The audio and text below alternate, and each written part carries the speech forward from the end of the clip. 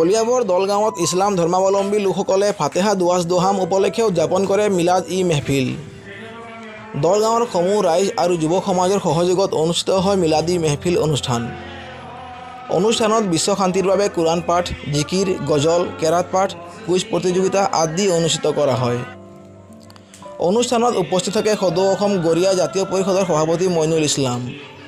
তেওঁ গৰিয়াসকলক OBCৰ মৰ্যাদা প্ৰদানৰ বাবে চৰকাৰৰ ওচৰত দাবী জনোৱাৰ ক্ষেত্ৰত যাৱতীয় পদক্ষেপ গ্ৰহণ কৰা বুলি মন্তব্য কৰে।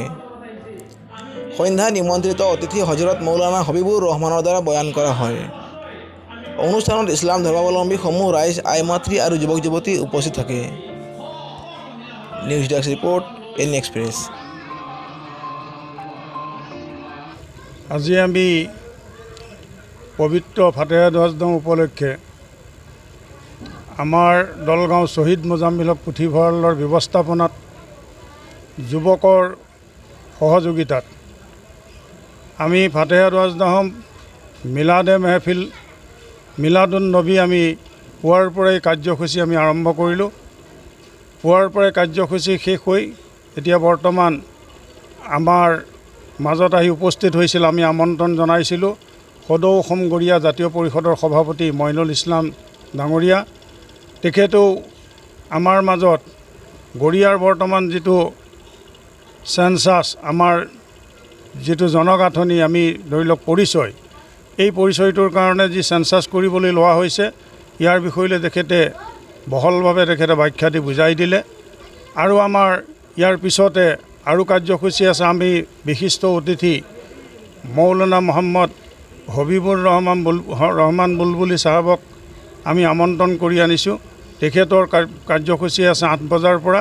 তেখেতে হজৰত মুহাম্মদ সাল্লাল্লাহু আলাইহি ওয়াসাল্লামৰ ওপৰত আজিৰ এই দিনটোৰ মহত্ব, আজি এই দিনটোৰ গুৰুত্ব, এই সকলোখিনি কোৰাণ আৰু হাদিছৰ দ্বাৰা তেখেতে যিখিনি কৰি থৈ গৈছিল, যি আল্লাহৰ তেওঁ এজন সৰ্বশ্ৰেষ্ঠ নবী হিচাপে, সকলো নবীতকৈ শ্ৰেষ্ঠ নবী হিচাপে তেখেতে আছিল হজৰত মুহাম্মদ সাল্লাল্লাহু আলাইহি ওয়াসাল্লাম। আমি এই দিনজোৰা কাৰ্যসূচীৰ আজি এই দিনটোত তেখেতৰ জন্ম আৰু মৃত্যুৰ দিন। এই দিনটো আমি সেইকাৰণে প্ৰতি বছৰে আজি 3-4 বছৰ ধৰি পেলাই আমি এই দিনতেই এই কাৰ্যসূচী পালন কৰি আহিছোঁ আৰু আগলৈ আমি এনে কাৰ্যসূচী পালন কৰি যাম বুলি পেলাই আমি এটা সংকল্পবদ্ধ হৈ আছোঁ। এই কথাটোৰ লগতে আমাৰ গোটেই অসমবাসী ৰাইজৰে জৰ্জৰিত যি অৱস্থা, যে আজি আমি শান্তি সম্প্ৰীতি সকলোখিনি আমাৰ মাজত বিনষ্ট হৈছে, এই সকলোখিনি আমি আল্লাহৰ ওচৰত, আল্লাহ ৰাব্বুল ইজ্জতৰ ওচৰত কামনা কৰিম, যে আমি দোৱা কৰিম যাতে অসমখনত এটা শান্তি বিৰাজ কৰে। অসমৰ সকলো জাতি জনগোষ্ঠী সকলোৱে যাতে আমি মিলা প্ৰীতিৰ সৈতে থাকিব পাৰোঁ, সকলোৱে যাতে এক হৈ পেলাই আমি দেশখন প্ৰগতিৰ ক্ষেত্ৰত আগবাঢ়ি আমি যাব পাৰোঁ, তাৰেই কামনা কৰি আমি ধৰি লওক শেষ সময়ত আমি যি দোৱা হ'ব, সেই দোৱাত আমি এই কামনা কৰিম, গোটেই সমগ্ৰ ভাৰতবাসী, গোটেই পৃথিৱীৰ সকলো মানুহ যাতে শান্তিত বাস কৰক। আল্লাহ ৰাব্বুল ইজ্জতৰ মহান আল্লাহৰ যাতে আল্লাহৰ ৰহমত আৰু বৰকত, শান্তি যাতে নাজিল হয় আমাৰ ওপৰত, ইয়াৰ কামনাৰেই আমি আজি এই অনুষ্ঠানটোৰ সামৰণি মাৰিম।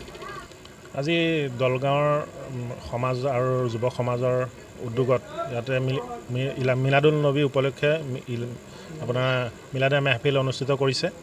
আৰু ইয়াত আজি ৰাতিপুৱাৰ পৰাই তেওঁলোকৰ কাৰ্যসূচী আছিল। গতিকে এতিয়া আমাৰ ইয়াত যিহেতু এখন গৰিয়া প্ৰধান গাঁও, গতিকে আমাৰ সদৌ অসম গৰিয়া জাতীয় পৰিষদৰ মই ৰাজ্যিক সমিতিৰ সভাপতি হিচাপে তেখেতসকলে আমন্ত্ৰণ কৰিছিলে, ইয়াত আহিছিলোঁ।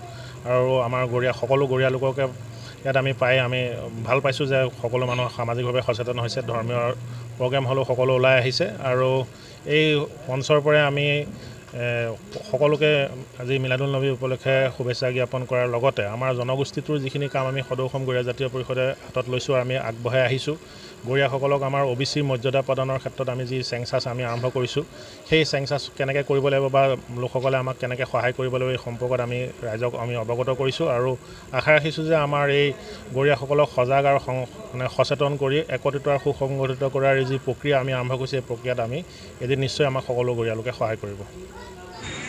শৰীৰৰ পৰা ইমান সুঘ্ৰাণ সুগন্ধি ওলাইছে, মদিনাৰ মক্কাৰ মানুহবিলাক আচৰিত হৈ গৈছে আৰু চব মানুহে সমালোচনা কৰিছে যে আমিনাৰ স্বামী হাজবেণ্ড ইন্তিকাল হ'ল নাই, মৃত্যু হ'ল আব্দুল্লাহ। বিধৱা মহিলা যি আঁতৰ যি সুঘ্ৰাণ মক্কাৰ জমিনত নাই, এইবিলাক ইমান দামী সুঘ্ৰাণ ক'ৰ পৰা ব্যৱহাৰ কৰে, ক'ৰ পৰা আনে, কি কথা? আৰু বিধৱা মহিলাইতো এইবিলাক লগোৱাটো জায়েজ নাই, বৈধ নহয়, মানে সমালোচনা। এই কথাখিনি আহি আব্দুল মুতালিবৰ ওচৰত আহি বিশ্বাস দিছে মানুহে।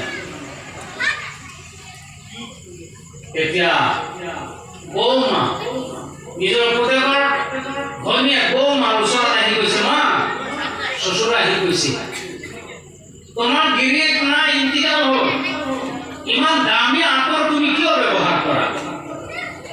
তেতিয়াই কৈছিল, আব্বা মই মক্কাৰ জমিনৰ কোনো সুগন্ধি আঁতৰ ঘ্ৰাণ সুঘ্ৰাণ মই ব্যৱহাৰ নকৰোঁ। ক'ৰ পৰা আহে? যে মোৰ পেটত যেতিয়া বাচ্চাটো আহিছে, অহাৰ লগে লগে যিদিনাখন আহিছে, সিদিনাখনৰ পৰাই মোৰ শৰীৰৰ পৰা অট'মেটিক মেচকা আম্বৰতকৈ আৰু ধুনীয়া সুঘ্ৰাণ বাহিৰ হৈ এই শেষ নহয়। মা আমিনাই আমাৰ নবী মুহাম্মদ